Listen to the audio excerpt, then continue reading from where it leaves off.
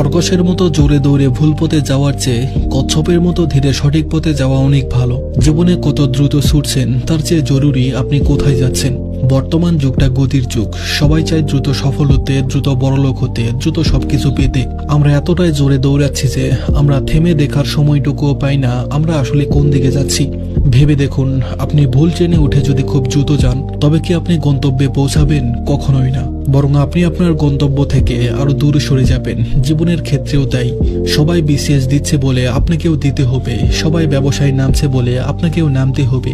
এই হুজুগে দৌড়ানোর নাম সফলতা নয়, বরং একটু দাঁড়িয়ে ভেবেচিন্তে ধীরে পায়ে সঠিক পথে হাঁটাই হলো আসল বুদ্ধিমত্তা। খরগোশ খুব জোরে দৌড়ায়, কিন্তু সে যদি খাদের দিকে দৌড়ায় তবে তার গতি তার মৃত্যুর কারণ হবে।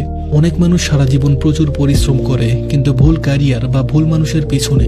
দিন শেষে তারা দেখে তারা মই বেয়ে অনেক উঁচুতে উঠে গেছে ঠিকই, কিন্তু মইটা ভুল দেওয়ালে লাগানো ছিল। দ্রুত ভুল করার চেয়ে ধীরে সঠিক কাজ করা অনেক নিরাপদ। যারা অতিরিক্ত তাড়াহুড়া করে তারা মাঝপথে ক্লান্ত হয়ে পড়ে। কচ্ছপের গতি হয়তো ধীর ছিল, কিন্তু তার কনসিস্টেন্সি বা ধারাবাহিকতা ছিল, সে থামেনি। আপনি যদি প্রতিদিন 1% করেও এগোতে থাকেন, বছর শেষে আপনি 365% এগিয়ে থাকবেন। ওর 25 বছরে গাড়ি হয়ে গেল, আমার হলো না, এই তুলনা বন্ধ করুন। সবার টাইম জোন আলাদা। হাইওয়েতে গাড়ি চালানোর সময় স্পিড মিটারের দিকে না তাকিয়ে রাস্তার দিকে তাকাতে হয়। জীবনের রাস্তায়ও অন্যের গতির দিকে না তাকিয়ে নিজের লক্ষ্যের দিকে তাকান। আপনি কোথায় যাচ্ছেন সেটা যদি নিশ্চিত হয় তবে গতি কম হলেও সমস্যা নেই, আপনি পৌঁছাবেনই। কিন্তু দিক ভুল হলে রকেটের গতিতেও কোনো লাভ নেই। ধন্যবাদ সবাইকে।